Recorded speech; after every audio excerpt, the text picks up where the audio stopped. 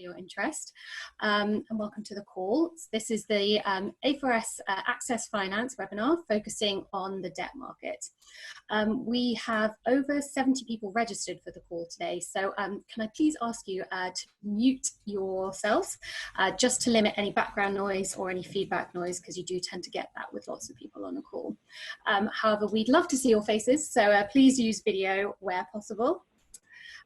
Please note that we are recording this call for people who are not able to join, and that it will be available on our YouTube channel in the not too distant future.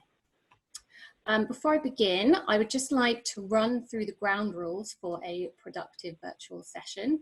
I know we're all getting very used to various meetings by Zoom, but I think it's important just to make sure that we all know what we're up to. So please stay engaged as possible, and as I say, use video and mute where possible.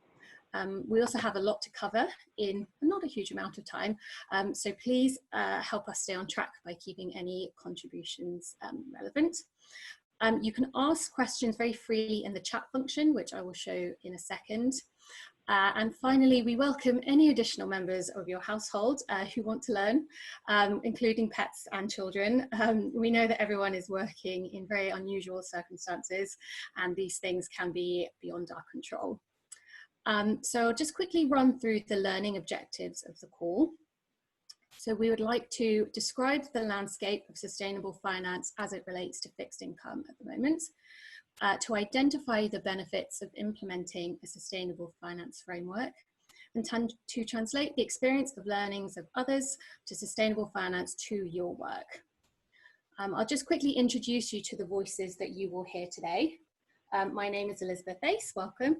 I'm also joined by my colleagues Helen and Elizabeth, who you will hear from later. And I would like to give special thanks to our speakers, Mark Kaye and Pasi Kyckling. So we'll just do a very quick tour of the various Zoom functions. As I say, I know we're all used to it, but I just wanted to highlight a couple of things. The first one is the chat function, which you should hopefully be able to see to the right of your screen. I'm just writing hello in here. Please use this to ask any questions. It's the easiest place for us to find it. The next one is the whiteboard. We will be very briefly using the annotating function later in the call. You can find this as part of the drop down at the top of the screen, or the pen function at the bottom. We will also be using polls throughout this call, and these are to help keep the webinar interactive and are necessary for those of you who would like to claim some CPD points. In the interest of time, please be speedy with your answers. We're just going to test that really quickly. So can I please ask you, which department are you from? If I can ask you all to complete it, that would be great. Oh, very quick.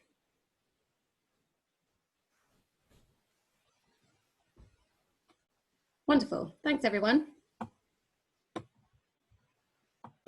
So you can see lots of other finance, which is great.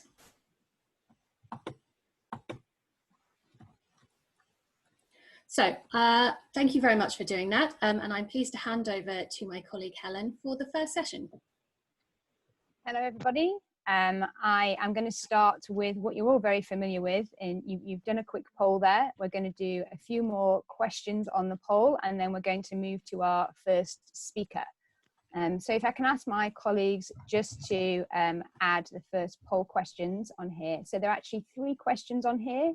If you can see the grey bar to the right hand side of the questions, that will help you scroll down and answer them. So the first question, to what extent does your organisation currently integrate ESG factors into debt financing? The second question, how much direct influence do you personally have on moving your company towards sustainable financing? And the third question, to what extent have you had discussions with your debt providers on ESG? Give you a moment just to answer those, and my colleagues will add the results to the screen.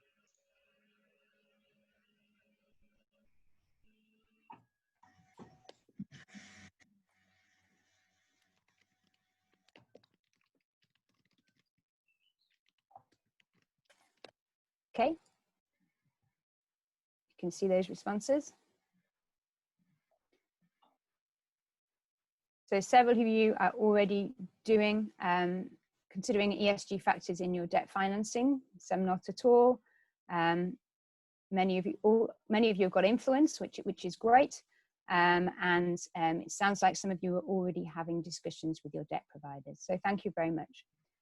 So I'd like to move to our first speaker. We're very, very fortunate today to have Mark Kaye, who is the Chief Financial Officer of Moody's. Many of you will know Moody's as one of the top credit rating agencies, and they work to help decision makers to manage risk and identify opportunities. Mark is, like I say, the CFO, and he is a member of the A4S CFO Leadership Network. Mark's focused his career on the financial services sector and joined Moody's back in 2018. Just ask everybody to go on mute, that would be great, thank you.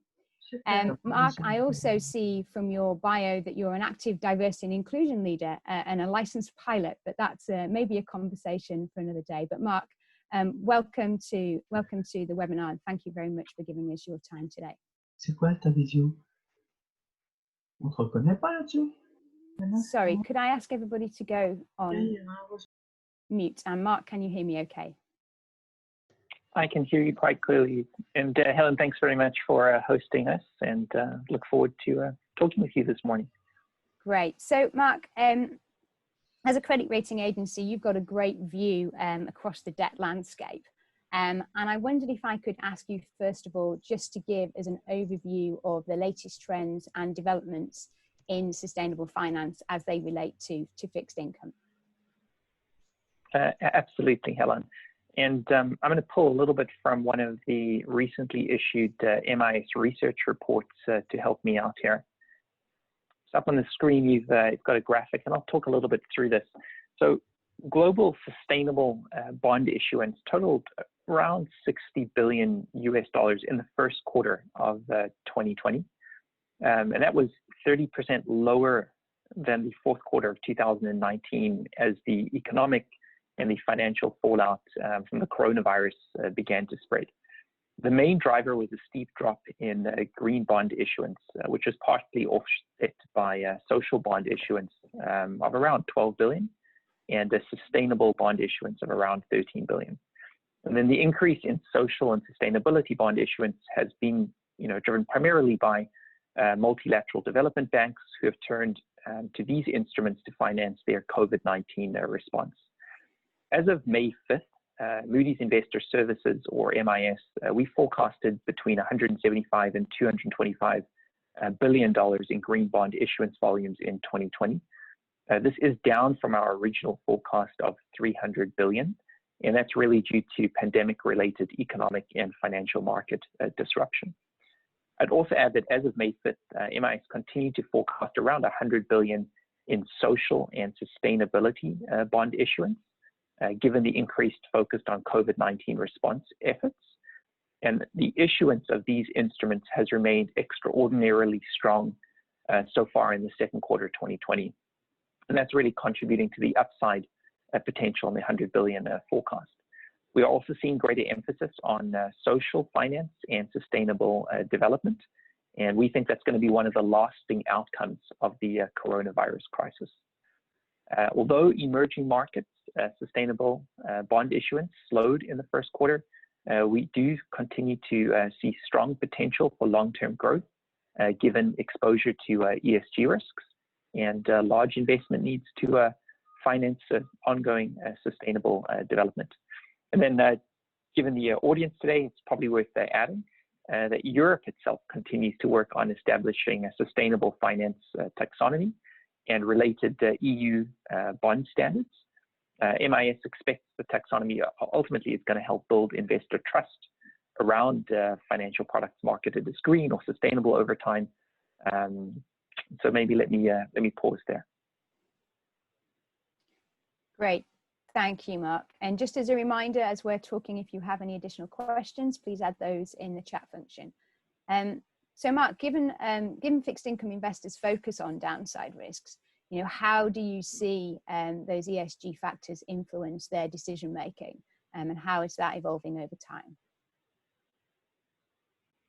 The spread of COVID-19, the deteriorating global economic outlook, falling oil and asset prices are creating a severe credit shock to many sectors, regions, and markets. Sectors that are most exposed to the shock are those that are most sensitive to consumer demand and sentiment. Think like lodging and cruise, automakers, as well as those in the oil and gas sector, which have been most negatively affected by the oil price shock. MIS actually views COVID-19 primarily as a social risk under our ESG framework, given the impact on public health and safety, with credit implications that are obviously going to be in place for many years to come. And I thought I'd pull up an exhibit here just to illustrate this.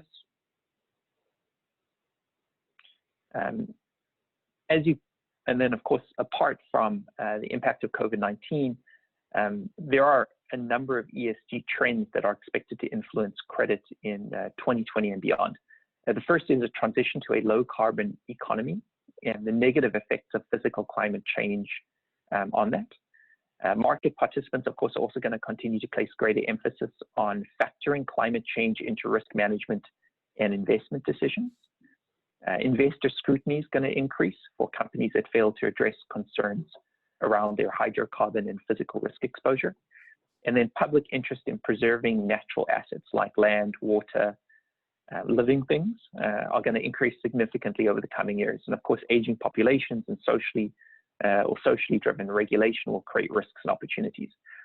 We believe these trends are going to continue to support the increased appetite for sustainable assets or those that consider ESG factors, because the investment strategy benefits from rising social interest in sustainability, attractive investment product characteristics, and of course, a favorable regulatory trends. In my mind, this is a structural shift as younger and more socially conscious clients begin to invest, as well as the rise of passive investment. And some quick common examples of ESG incorporation include screening for positive ESG performance versus your peers, negative screening for those that engage in unacceptable or controversial activities, inclusion of ESG factors in financial analysis, impact investing, or maybe generally sustainability themes investing, where the selection of assets is specifically related to sustainability.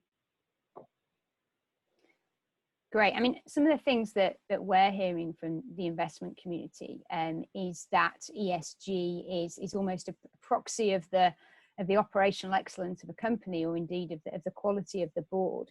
And I think that's probably playing out to some extent during the COVID-19 crisis as well.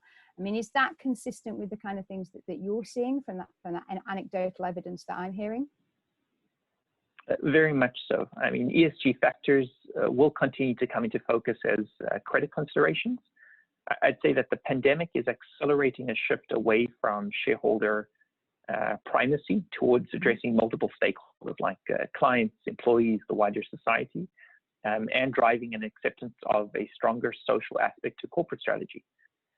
We at Moody's believe investors will increasingly focus on corporate sustainability strategies. For example, they're going to look for enhanced disclosure from companies about environmental exposures and risk mitigation. There's a deeper market integration of climate risks, also going to constrain the availability of capital for the most exposed sectors. And then there's natural capital concerns like water scarcity, deforestation, food insecurity are going to put the spotlight on efficient resource management. There's another exhibit that I thought might be helpful to bring up for the group just around gender diversity on the boards. And you can see here, this is a report from March 2020, where MIS published a report on how board level gender diversity shows positive correlation with higher investment grade ratings that you can see on the screen.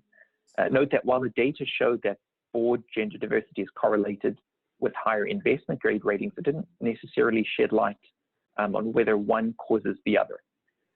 It's likely that companies that are paying close attention to the ESG performance have board gender diversity as part of their initiatives. So what does all that mean for issuers, for the companies we have on this call, and in particular the treasurers, you know, how do they reflect on the trends in the debt markets, and how do they actually position themselves to respond? Sure. I'd say that ESG is already top of mind for many investors, including among the largest 3 asset managers, BlackRock, Vanguard, State Street. They have already taken actions to integrate sustainability issues into their investment criteria due to their interpretation of what fiduciary duty really means, as well as the growth in asset ownership by the younger generation for whom ESG is an important investment decision. I just thought it also helpful to pull up a graphic here from, I apologize for the background noise. And I am unable to control. Yeah, don't worry. Maybe you could talk us through it. All right, great. All right, let me see what we've got here. So I thought I'd pull up the data from the Principles for the Responsible Investment. And you can see that in the data back in 2006, when the UN Principles for Responsible Investment, or PRI, was launched, we had really 60 investment companies with around $6.5 trillion in assets under management signed the commitment to incorporate ESG issues into their investment decisions. If you fast forward now to 2019, the number of signatories surpassed 1,700, with almost $82 trillion in assets under management. However, we believe that many companies underestimate the percentage of their shares that are held by investors incorporating ESG into their investment decisions. And that in order to prepare for this growing appetite, companies must understand the drivers of this change, and then must make organizational changes to maximize long-term shareholder value. It's really important for companies to focus on ESG risks and opportunities that are specific to them, and to engage with us, as, for example, the credit rating agencies, to understand the materiality and what that means for their credit score.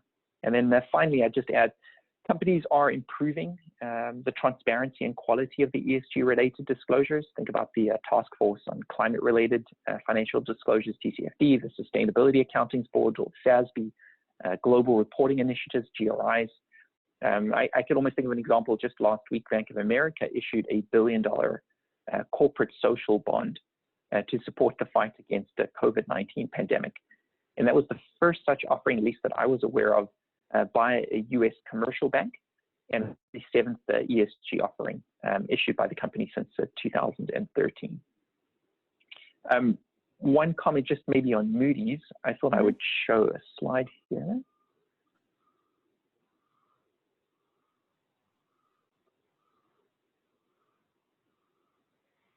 For issuers, Moody's has an advantage in that we think we're uniquely positioned with our depth in the customer base, both from private and public institutions, due to our direct relationships with companies, which enables better collection of data. We actually incorporate ESG into our credit analysis to assess potential impact on product demand, reputation, cost of production, financial strength. And these factors we then assess under a methodology scorecard, etc. We also rolled out a new ESG and climate-related risk hub that showcases our ESG and climate risk capabilities across our different businesses. And we think it's important to be able to bring this together to be able to support ESG and sustainability initiatives. And that's another reason I'm very pleased to be part of the Accounting for Sustainability network. Great, thank you, Mark. Just one more question from me, and then we'll go to questions from the floor. So you just touched on your own credit rating there. So to what extent is that actually influencing the scores that you're giving? Is it the primary scores? Is it supporting scores? And how much are they actually influencing the scores that you're giving to different companies? Sure. I think depending on the individual company and the industry and the sector that those companies are located in, scores can be quite material. So if you think about utilities or an unregulated coal plant, and maybe treated very differently from a firm like Microsoft that deals with software or media. And I think the analysts take that into consideration. We've done some really good research papers that you'll able to find at moodys.com that talk about both physical and transition risk related to climate. So you think about the case of Tesla, for example, that has the best sort of transition ESG related risk when it comes to anticipating the future, whereas its rating may not be as high as some of its competitor companies that are less far down the path of transitioning their climate related risk. I think it really depends on individual companies and on sectors themselves. Great, thank you. So we don't have any questions at this point in the chat function, but if anyone wants to, oh, we do, I stand corrected. If anyone wants to add another question or raise their hands, and we'll start with the question from Alex Ashby. Alex, if you wanted to unmute and ask your question. Yeah, can you hear me? Yes. Oh, hey. Loud and clear, Alex. Thank you, sir. Quick question, just out of interest, how Moody's are doing this. I know you guys have done a lot of effort to try and, you know, build up the methodologies behind it, but have you guys ever considered kind of a commercial offering to encourage or support ESG issuance in any of the markets? Yeah, Alex, great question, and that is absolutely one of the considerations. Is sort of as you build up the industry and encourage both issuers and investors to take up pieces. Commercial considerations are certainly a big part of what we talk about. At the end of the day, what we want to make sure is that the value that we provide both to our investors and issuers and other market participants, because I think it's, you know, certainly much broader than just shareholders now, is commensurate with sort of the fees that we charge for that. And you notice that sort of one of the benefits of larger rating agencies have is they've got very good comparability across different industries, sectors, and time. And that certainly takes a lot of effort to build up to create sort of that comparability. So certainly to your question, would we consider adjusting fees on the commercial side to encourage the uptick? Absolutely. That is part of our considerations. Thanks, Alex. Thank you.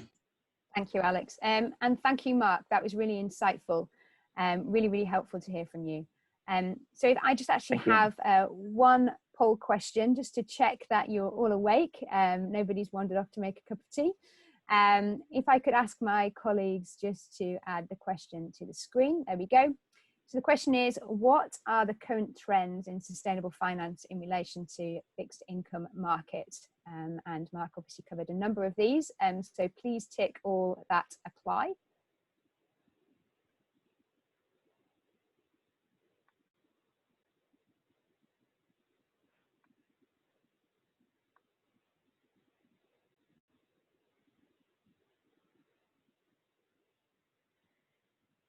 Great. And if we could, as long as you're not going to have me grade these.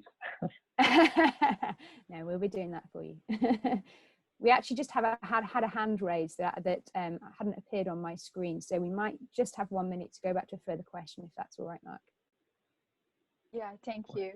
Mark, my doubt is regarding, it's not clear to me if the score in regards to ESG is a separate score from the credit score, or you are able to actually calculate the financial burden of the ESG that a certain company has into the financial credit score. Renata, thank you very much for your question. The answer is actually both. So we incorporate ESG factors into the credit score. So as we come up with a credit rating or consideration, the methodology includes sustainability factors. I should really say ESG-C or climate.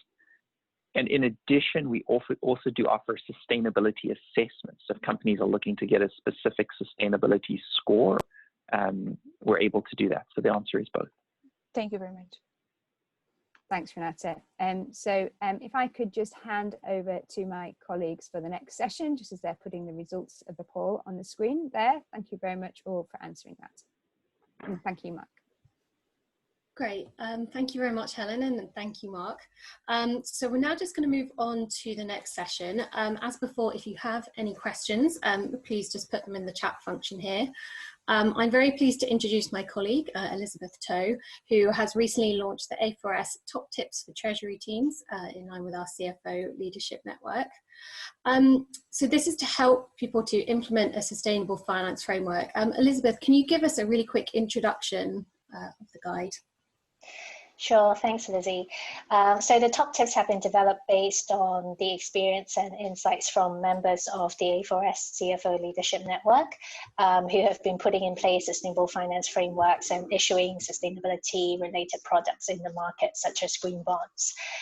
The guidance builds on our Essential Guide to Debt Finance, which looks at embedding sustainability across all Treasury team activities. And a key starting point is the development of a sustainable finance framework, which essentially sets out how a company incorporates ESG criteria into its financing decisions. And it should support the overall business strategy and be in line with international best practice guidelines as well. So the top tips offer a really good starting point. They're aimed at treasurers who are beginning to consider sustainable finance and companies where sustainability might not yet be fully embedded into the business strategy. So judging by the poll results earlier, I think the top tips are really relevant to the audience we have today. Treasury teams can start with a framework that supports the financing of planned projects through the issuance of green, social, or sustainable bonds, and adopt the use of proceeds approach, and then gradually building on from there. In the long run, what we hope to see is that the framework could be expanded to cover all financing activities undertaken by the company. The publication of these top tips is quite timely. There's been clear and growing market interest in ESG-linked financial instruments. Lenders and investors are increasingly incorporating ESG factors into their decision-making, and they want to engage with borrowers on ESG issues and understand how they are responding to them. And as Mark talked about earlier, even under COVID-19, sustainable finance continues to play an important role. Organizations still need to access finance to support their short to long-term investment plans and to build their resilience against environmental and social risks. So sustainable finance is definitely part of the solution. And implementing a sustainable finance framework is an important first step to access the sustainable finance market. The Top Tips Guide explains the key benefits of having such a framework, which include helping treasury teams to make more informed financing decisions, better manage the associated risks, and initiate dialogue with market participants on ESG, which can then help you to maintain access to capital and even potential lower cost of capital. And ultimately, treasury teams can really play a strategic role in steering their company towards a more resilient business model and contribute towards a more sustainable economy. Great, thank you. We saw that we have quite a lot of people from the Treasury team on this call. Where is the best place for them to start? Well, you can see in our guidance, it's also up here on the screen, that there are 5 top tips. The first one is get started. This is about understanding your current position and mapping out what you want to achieve. So it will involve knowing your company's current approach to sustainability. What are the material ESG risks and opportunities? See whether they are accounted for in your treasury team's planning and activities. You can start looking at international guidelines, such as the green or social bond principles, and start to shape an approach that supports your corporate strategy and sustainability objectives. And then the next step is test and refine, which is about working with other departments who can help to drive and monitor the ESG performance of your organization. You will need to get buy-in from your board and senior management. You can consult with experts and advisors to shape and test your framework, and start engaging with lenders and investors as well to gauge how they determine risk and return. And when you start to implement the framework, you may begin with projects that address your company's environmental or social priorities. At this stage, it's a good idea to actually leverage internal structures and processes you already have in place to evaluate and select the projects, and to manage the proceeds from the financial instrument that you have issued. You also start to think about reporting on the use of proceeds and the impact of your projects further down the line as well, and then about getting external review and validation of your framework. And once your framework is implemented, you can engage more widely with stakeholders to build momentum, pool knowledge, and drive further discussion on sustainable finance. This will help to establish your framework and also the Treasury team's role in driving change. So over time, you can enhance and expand your framework so that it covers a variety of financial instruments. So you may start with green bonds or social bonds, but over time, you can include other instruments such as revolving credit facilities, your bank loans, private placements, and also finance leases. And you may use the framework to finance or refinance your corporate activities, including your company's new products and services. As mentioned earlier, in the long run, the framework should drive all corporate finance activities that support the transition to sustainable business. Great. And where can people go for support and help and advice along this journey? Yeah, so firstly, you can learn from the experience of others. In the top tips guide, there are links to a range of sustainable finance framework examples from companies in different sectors and countries. So see what your peers and others are doing. And secondly, leverage international best practice. There are also links in the guide to a number of principles and standards. And getting internal buy-in is also important, as I mentioned. So start small, focus on the ESG priority areas of your company, and start bringing colleagues along with you. And then get feedback from market participants too. Engage with them, demonstrate how you're using the proceeds and how they're generating positive impact. And you can also talk to banks and consultants that specialize in this area. Wonderful, thank you very much. That was a really helpful overview. And for everyone on the call, we will be sending around a link to this guide. So I think you're going to run a very quick activity with us. Yes, yeah, sure. So I know some of you might already be considering sustainable finance or might have even started issuing green or social bonds. So I would just like to do a quick exercise now to see what are some of the challenges that you face as the finance or treasury team in implementing sustainable finance. So you can see on the screen that we have listed 5 challenges and a column for others as well. So using the annotate function, which you can find from the options bar at the top of the screen. Please give a tick to the ones that are relevant to you. And also feel free to write in the others column as well if you are facing other challenges not listed here. If you can all use the annotate function, if you're having problems, let us know as well. So of the challenges that we've listed on here, if your company is at the understanding ESG stage, so the first challenge might be identifying the risks and opportunities and what they mean to your investment and lending decisions. Or maybe you have already made a start, but you're trying to find the right experts and advisors to work with and to support you. Or maybe you need to spend time getting internal buy-in and support. Or you need to engage with lenders and investors on ESG and what you want to achieve from sustainable finance.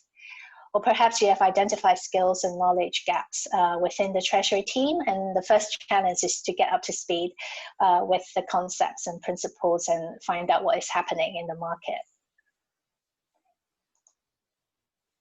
Okay, so just to give a few more minutes for people to give their ticks. And feel free to write in the others columns as well if there are any challenges that you would like to share that are not listed here.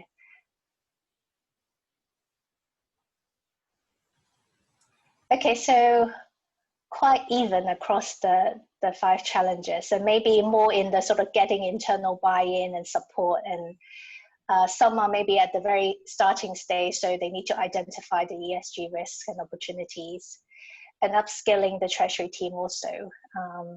Is quite a key challenge for many of you. So thank you for your inputs.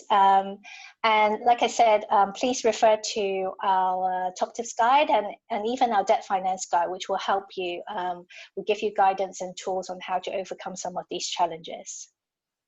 So I'll hand the time back to Lizzie. Thank you. And so we have a question from Trent. Trent, are you able to come off mute and ask your question? And if anyone else has any questions, please put them in the chat function just quickly. I was just curious as to if there's any impact on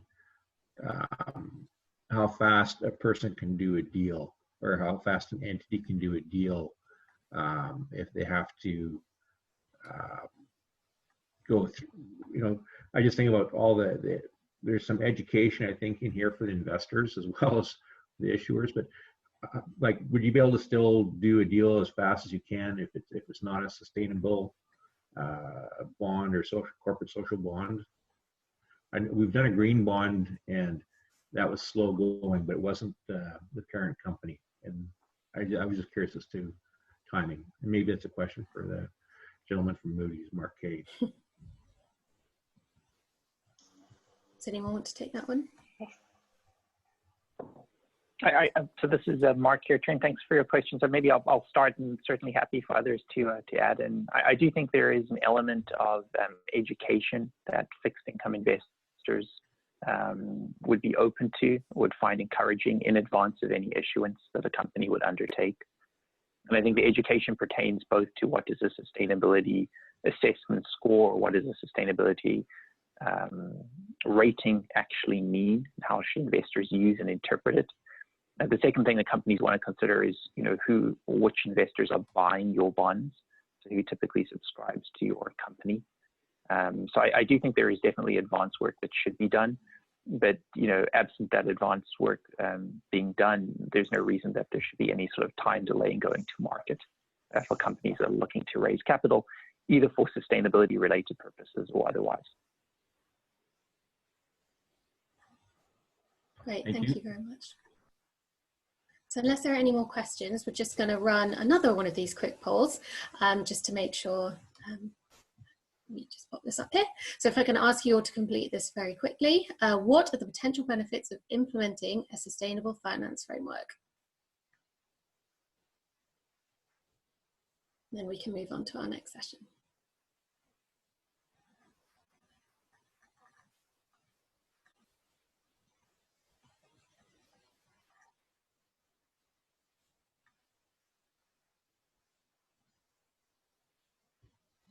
Okay, great. So as you can see, there are many benefits, and I'm glad to see that a lot of people want to contribute to a more sustainable economy. Wonderful. So if I can now hand over to Helen for our final session. Yes, thank you, Lizzie. And for our final session, I'm very pleased to introduce Pasi, who is the Senior Vice President and Group Treasurer of Stora Enso. So for those of you who may not have heard of Stora Enso are a leading global provider of renewable solutions in packaging, biomaterials, wooden construction and paper. And their products in many cases provide a low carbon alternative to those made from fossil-based and other non-renewable materials. As with Moody's, Stora Enso have their CFO represented on our CFO Leadership Network. Pasi, we invited Pasi here to speak today because, of course, he has experience in developing a sustainable finance framework and has been responsible for issuing green bonds for Stora Enso. So, Pasi, welcome, and can you hear me okay? Good afternoon, Helen. I can hear you very well, and thanks for hosting us this afternoon. Thank you, great. So as before, if you can pop your questions in the chat function as we go along. Pasi, if I could start by asking why Stora Enso decided to develop a sustainable finance framework, and if you could maybe share some of the key features of the framework with us. Sure, thank you. I mean, sustainability overall is a key element of our business strategy, and that has been the primary reason for us to get started. Like you Helen already explained, we are providing low carbon or no carbon solutions to the market, and one common denominator is the wood fiber raw material that we have, which is carbon free, and it's also a raw material that grows back in the forest, and very few industries have such a starting point. So we have started an effort to turn that and our overall sustainability approach as a competitive advantage. And then in that journey, we are asking in different corners of the company that how can you contribute? And obviously the answer is different if you sit in a procurement team or if you sit in a mill production operation, or if you see that treasury like we do. And then, I mean, when we got that question, we started to think that how can we contribute from treasury point of view, and started to identify opportunities to combine financing, funding, and sustainability, and then eventually come up and develop our sustainable finance roadmap and an approach overall. And what we have currently done is that we have a 600 million euro RCF out there with 13 banks, where part of the pricing is linked to our CO2 emission targets. And we have signed up for the science-based targets to achieve the Paris Agreement targets. Then we have developed a green bond framework, and we have currently papers in equivalent of 800 million euros out under the green bond framework. Then something that I'm specifically proud is that all the 13 banks in our syndicate have signed our supplier code of conduct, and that was an interesting discussion when we got started, and it took a little bit time and effort, but now very pleased to be in a position that all the banks have also signed our supplier code of conduct, which we require from all our supplier base. And then, I mean, we are also actively participating in different organizations who develop and drive sustainable finance forward. A4S is a good example, and there is a couple of other examples. And our motivation is to be part of this journey. There is increasing ask for different kind of sustainable financing, funding solutions, and we want to continue to be in the forefront of that, and basically constantly asking that what are the next products, how can we develop our approach further.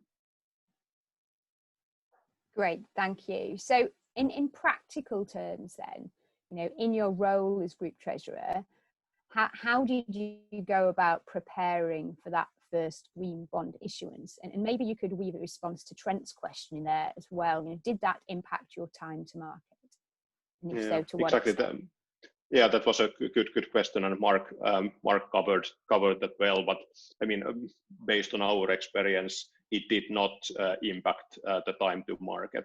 Most of the preparation, and there is some, obviously. I mean, you need to educate the investor base and so forth, but you do that in advance.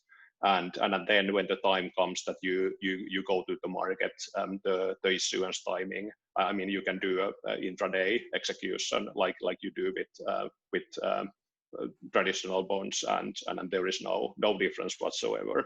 But certainly pre-work, and you need to make sure that your target fixed income investors, they are comfortable with your green bond framework that has been marketed maybe in a non-deal roadshow format, and then also the overall sustainability approach of the company is well known by the investors, so that they are then ready to join your deal when you put the announcement to the screens. Okay, maybe one more thing, and a difference compared to traditional bond issuance is that, at least in our case, we have had then actively also our sustainability folks joining, for example, the roadshows and one-on-one meetings, and a lot of the discussion and also the questions from the investor community has been around the sustainable angle. Not all, but I would argue that 50% of the time is spent on that, and 50% then on sort of company strategy and other more traditional credit related questions. Okay, great. So it's been a little over a year now since your first green bond was issued, and you've gone through that annual cycle now. So what sort of impact are you seeing from that investment in terms of environmental impact? Yeah, overall, I mean, we are very happy. We issued the first bond in February 19, so 16 months ago. Mm-hmm. And well, what we did with the proceeds is that we acquired 1.4 million hectares of forest land in Sweden, certified forest land. And just to put things to perspective, the area represents like half of Belgium, and so it's quite sizable piece of land. And from sustainability point of view, the main benefit is that the forest, of course, for us it is a raw material, but it serves as a carbon sink. The growth cycles are of course long. We are talking about 60 to 80 years. So after 1 year, it's too early to take any final conclusions. But certainly we are very happy we are on track, and the acquisition has worked as we thought, also from the sustainability point of view. Yeah, that makes sense. Great. So Elizabeth spoke about the top tips earlier, and one of the tips, fifth tip, I believe, is around how you enhance your framework over time and how you expand your framework across other financing. Now, obviously, you started with a green bond, and we've heard a little bit about that. What are your plans from here? Are there any plans to further enhance the framework or expand the framework across other debt? Yeah, I mean, we are very keen on different structure and following the market, and there has been first issuance of these impact bonds, I think they are called.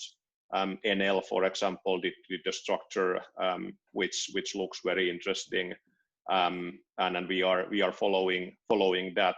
And the ambition is that going forward, our funding could be done either in green format or then some other format where we combine financing, funding, and sustainability. And then, I mean, we are also looking for other products. Like I briefly mentioned, we have the revolving credit facility. Yes. When it comes up for renewal, we certainly want to bring in new green aspects on it. And then we are investigating possibilities, for example, around sustainable supply chain financing solutions. Those are developing. They may not be super mature yet, but something that we are following up and very keen to jump to the drain when the time is right. Great, thank you. Now we don't have any questions on the chat yet, so I'll ask one more, and maybe one or two will come in right on time. I'll come in while I ask. So for those who might be considering making a start, so the treasurers who are on the call now, what's the best piece of advice that you could give them based on your own experiences? Yeah. That's a very good question, and I think Elizabeth partly covered the key elements in her discussion. But one of the key things from my point of view is internal buy-in, and then I mean, I'm referring both to the treasury team, so you need to be able to convince your team and yourselves that there is something for you, because it requires a bit of work, and then of course as important is the internal buy-in overall in the corporate. If treasury is trying to push these things forward on our own, at least in and here you see our little one also, sorry about that. But if treasury is pushing things forward on their own, so that will be awfully difficult. So in our case, top management support, and then also support from our sustainability team, and I would say a seamless cooperation has been important enabler behind the success. Thank you very much. Now the question that we have from the floor, Mike Taylor, I believe you have a question if you wanted to unmute and ask that. Actually, you're still on mute, Mike. I think you struck it twice. There you go. Okay. Yeah. Hi, Pasi and everyone.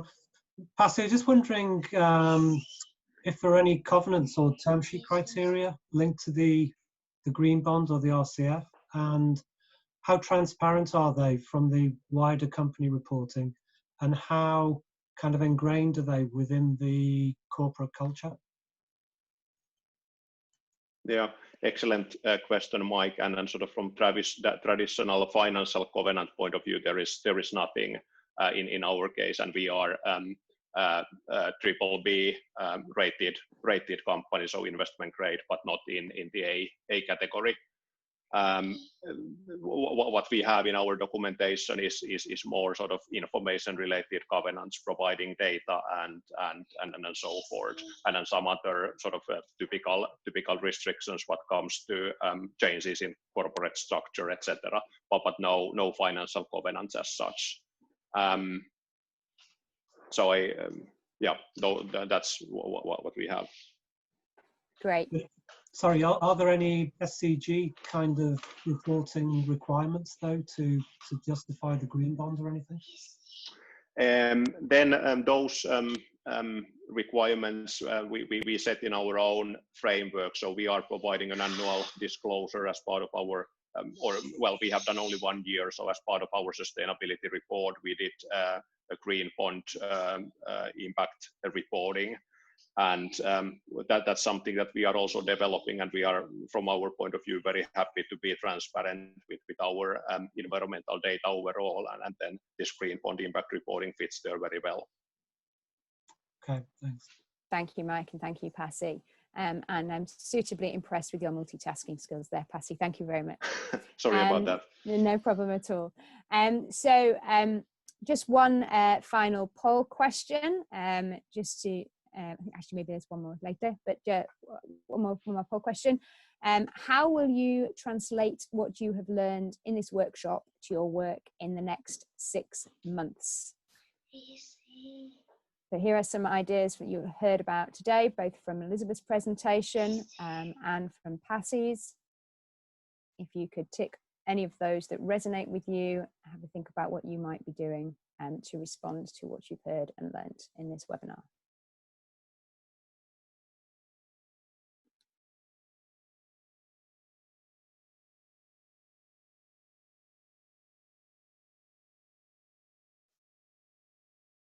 Great. If I could ask one of our colleagues to share the answers. Fantastic, that's a great response. So many of you are going to talk to your CFO, and many of you are going to think about forming an internal working group. So that's great, thank you very much. If I can just pass back to Lizzie for the last few minutes, just to take us through the close of the webinar. Thank you so much, everybody. So we just have time for 1 or 2 more questions. So I know I had one from Marco for Mark. Marco, if you can come off mute and ask. Hi, Lizzie. Thank you. Hi, Mark. It was just around where in the world Moody's is seeing the most and least activity around sustainability bonds, and maybe even add to where green bonds are coming into that as well.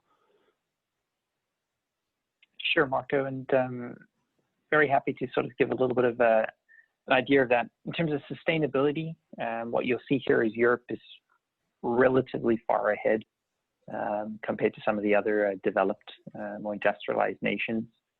The relative growth rate, though, for example, in some of the other countries like the US is actually higher. I think there's just a growing realization of the importance of sustainability, not just because it's doing the right thing, but because it can be very attractive as an investment option for both investors and for companies. So you'll get a sense a little bit from this paper.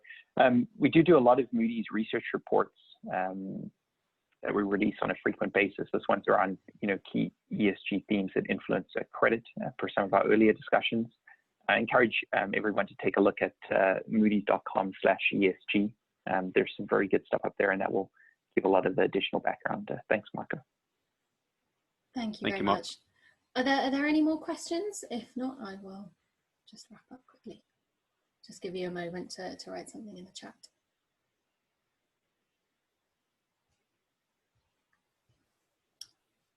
No, it doesn't look like it. If anything comes to you, please just let us know. So we will be sending some further resources following this webinar, which will hopefully answer any additional questions you have, and also just provide you with a little bit more information. There'll be a mix of sort of explore, read, watch and listen. And it will include some content which we've discussed, as well as some other useful links. If you are not a member of the Treasury team, can I encourage you to forward this on if you think it would be of interest and you want to encourage them to be starting to think a little bit more sustainably. And the next workshop in our series will take place on the 17th of June at 4 p.m. British Standard Summertime, not Standard Time, which will be around managing future uncertainty. For those of you who are accounting or finance professionals, then you might want to consider applying to the A4S Academy, details of which will also be in the follow-up email. So as I say, we are running a few more of these in the coming months, and we really want to make these as helpful and as useful to you as possible. So if I can beg you to answer one final poll, which I will just leave up here as everyone signs off. Can you please provide us with just a little bit of feedback on how you found the session today? So I'll just leave that up there. And thank you all so much. We really appreciate you taking the time. And I'd like to thank our speakers as well. I wish everyone a good morning or afternoon, wherever you are in the world. Thank you.